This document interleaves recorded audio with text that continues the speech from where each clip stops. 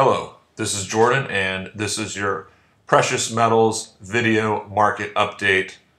Today is Monday, February 23rd, 2015. Going to focus mostly on the gold miners today, but first, just want to start out and give you a view of the metals. These are weekly candle charts, gold on top, silver on bottom. And let's go back several months, and we can see that the bottom that was made at the end of 2014, there's a bit of a base there. That bottom took several months to form. So the support we see, I've drawn it at about 1160 for gold, and for silver there in the mid 15s. That support should definitely give some kind of a bounce. And compare that, go back to the bottoms that we've seen in the last 18 months. You can see that those bottoms occurred right away. There wasn't much of a base being formed.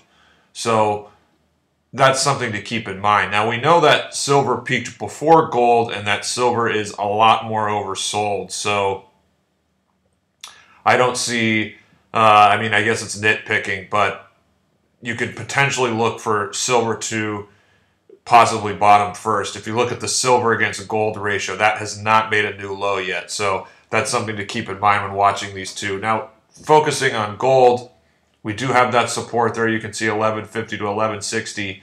1080 is a very strong support level, being the 50% retracement. So if these bases of support don't hold and you get some kind of major flush, that's probably what it would be. It would be a major flush, and then perhaps we can see a bottom set up at that point. Breaking below these levels, I wouldn't look at it as the start of some new huge leg down. I would look at it kind of as a final flush, but that's just a thought. Only time will tell if it's the correct thought or not. Now getting to the stocks, this is the Barron's Gold Mining Index. I've put the data of that into stock charts going back to 1938, and this is something that I've been looking at in the last several months, and there's a confluence of really strong support. You have trendline support and also lateral support there, which is kind of in the mid to upper 400s. This index did make a low at about 499. As of last week, it's at 533.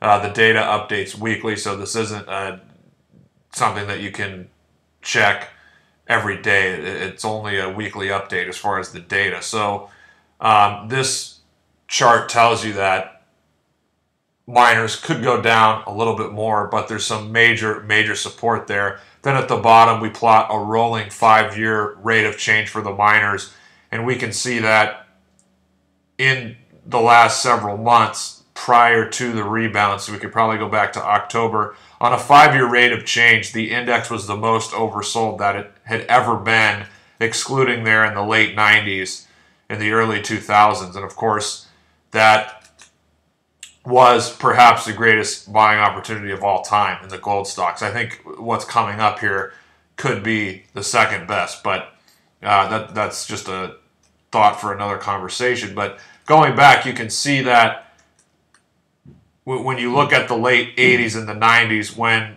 the market got this oversold, it had a very strong cyclical bull market, but they were short in time. They were quick explosions. So it's something to keep in mind. Obviously, these things bode very, very well for precious metals, but just not right immediately if your time frame is the next month or two.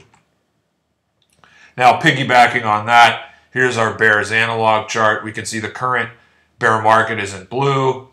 That epic 96 to 2000 bear is in black. And of course, that gave rise to an incredible bull market. You look at the Huey gold bugs, I think it went from 35 to about 500 in 6 or 7 years.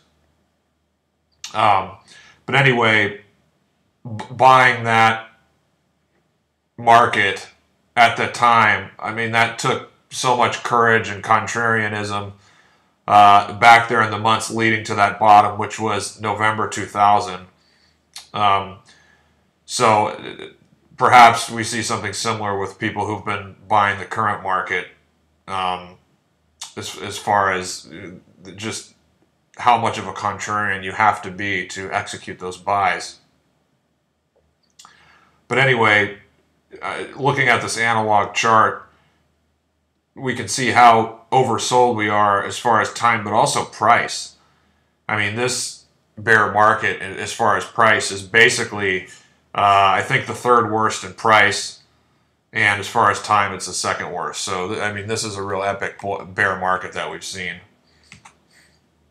Now, zooming in on the shorter term, this is the GDM, the Gold Miners Index. This is actually what the GDX is based on. So this is essentially the GDX, and I like using this chart when taking a bird's eye view because it has a lot of history. GDX only started in 2006.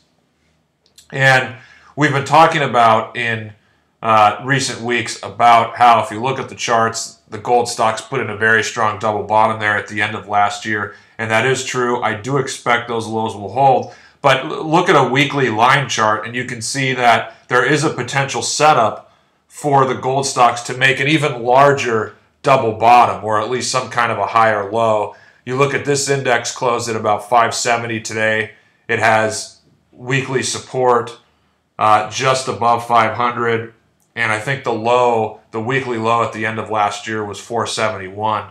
Now, looking at the daily charts and just looking at the closes for the gold stocks, looking at the HUI, the GDX, GDM, after today, these indexes would have to decline about 20% to retest their lows. So I'm just speculating here, but the trend is down in the short term based on my work, but looking at this chart here, that 500 level could be setting up as very strong support. And if we decline down there and then start to get a rebound for a couple weeks, we could start to see a major double bottom, or at least a major base that dates back to the end of October. So we're looking at, I mean, if this happens in the next month or two, you're looking at a very strong base here that's going back, not just a couple months, but perhaps 6 months, perhaps even a little bit more. We'll just have to see. And at the bottom, we plot the gold stocks against the S&P 500. This is a very important ratio to remember. I mean, there's been this negative correlation between the equity market and precious metals since summer 2011. And this is something that if we're going to see gold stocks, break above the 400-day moving average or the 80-week moving average and go into a new bull market, they're going to have to break resistance relative to the general equity market, which is the S&P 500, in my opinion. So we're seeing a lot of good things with gold stocks under the surface. We've talked about it. The strength against foreign currencies that benefits most of the companies. The crash in energy prices, that's huge for the producers. So these things are setting up well, but we need to see precious metals break out against the S&P 500 because then that would signal a major trend change, a major shift, and that money is starting to flow out of that very hot area and back into precious metals. So that's something to keep an eye on. And that's all for today. If you want to follow more of my work, visit my website, thedailygold.com. We have a free newsletter and also a premium newsletter.